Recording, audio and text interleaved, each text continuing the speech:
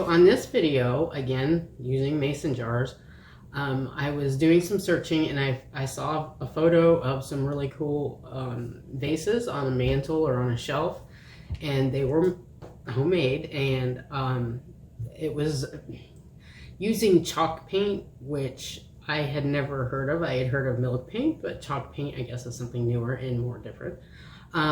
But then I was looking at how to find it, and it's very expensive, and so I looked for homemade recipes for chalk paint. And I found some, and I think I came out okay. I like this, although there are going to be some things I'm going to do a little bit differently.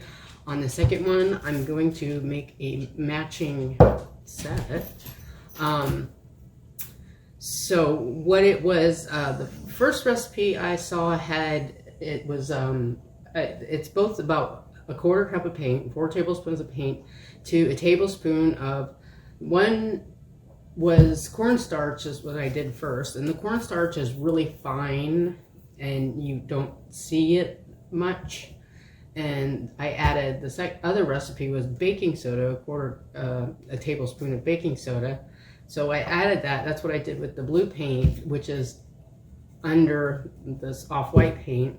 And I liked the way that came out. And that was this paint, which is a latex matte paint. And then when I used the off-white over it, this is a furniture paint, latex. And this came out grittier, but as the top coat, that was good. And then once I had that on, I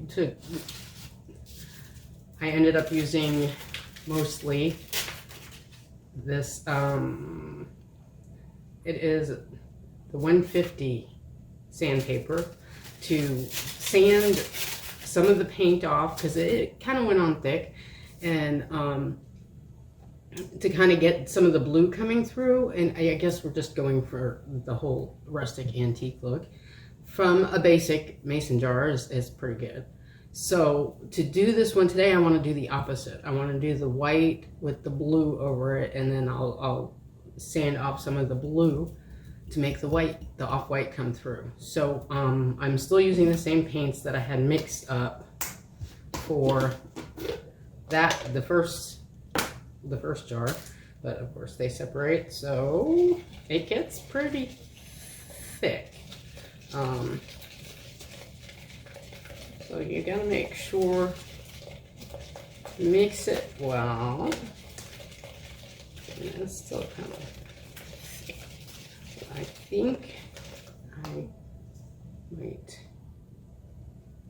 use just a little water to, oh yeah. Okay, so I have this brush, and see, this is my tablespoon, which is clean now, and without prepping the jar or anything, and just paint it on, and I try to keep going in the same direction. With the blue, I did 2 coats to get a nice solid color, and then I did 1 coat of the off-white and sanded a lot of it off. And this one will be the opposite. I'll go ahead and do this first coat. Naturally, we'll have to come back for the blue, putting the blue on. I don't think this will dry fast enough. But you can see it's kind of like, it has like a gritty, sandy texture. The second coat does make it smoother, which is instinctively what you want, but I you know, if I were painting a wall, I would want smoothness. So it's kind of hard to leave it not, but I like the way that this looked, and I'm going to I'll find a ribbon or make a ribbon or something to wrap around the top and fasten it with, I don't know, some sort of a button or something decorative to kind of finish it off. And I will put photos of it on Pinterest and link them where on the library website where it's applicable. Definitely my finished products are in the display case upstairs next to near the reference desk if you want to look at them. Anyways. E-paint.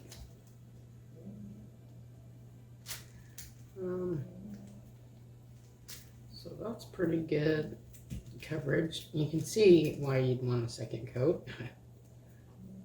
And since this is going to be the front with the little harvest thing, I'm going to make sure to do a decent focus there and do a good job there. But that's full coverage for this for now. It's drying pretty fast. I'll come back in a few minutes when it's totally dry and do another coat. Okay, so this coat is pretty dry, so going back into the paint because of the products that are in it, that's not the paint, like baking soda.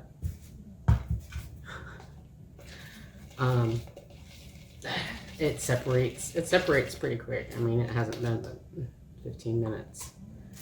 So, second coat, let's see what this looks like.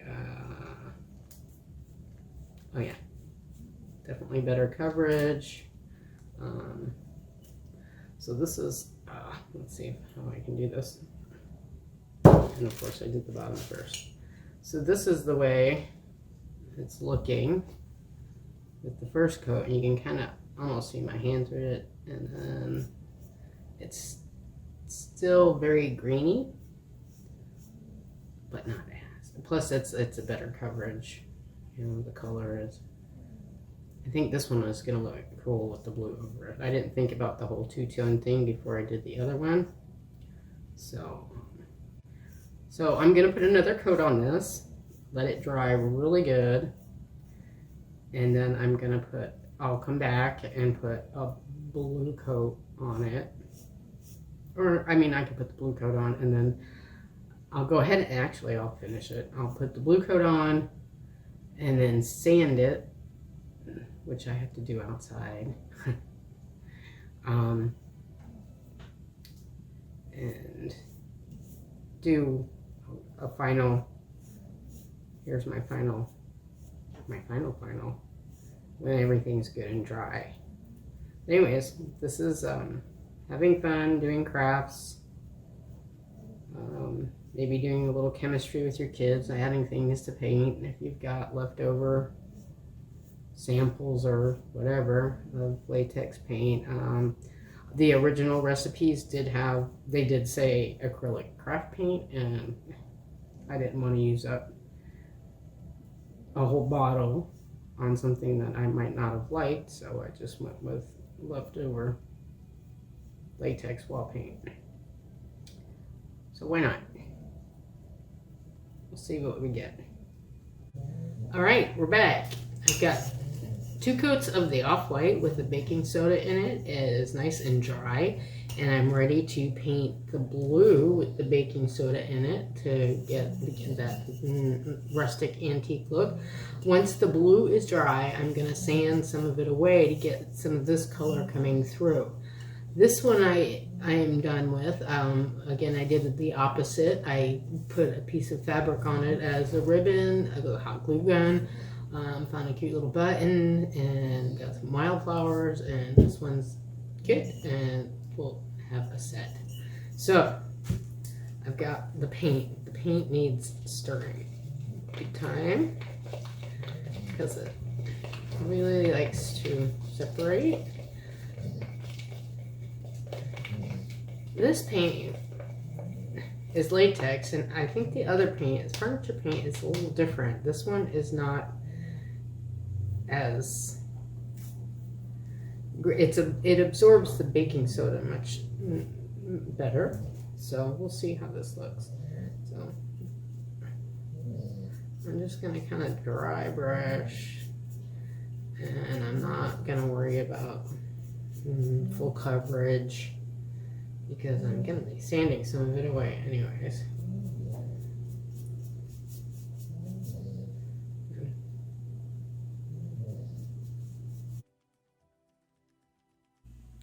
Okay, I'm back to finish up this project with the chalk paint on the mason jars. So as you remember, I did 2 coats of the off-white and let it dry really good. And then I did 1 coat of the blue. It's a blue latex paint with the baking soda in it. And I let it sit overnight. And I took sandpaper. This is actually a 180. And I sanded it, sanded enough to get some of the white, off-white coming through.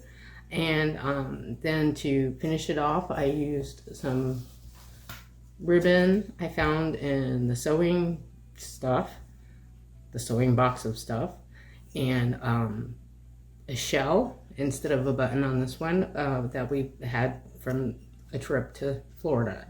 So here we have hopefully kind of a complimentary set, not exactly the same, but, and then these are the flowers I have this time of year. There we go, kind of there we go. So that's this project. Here we go, you can see it better. If you have any questions, contact me at the library at the reference desk. My name is Dory. Thank you, have fun, and bye.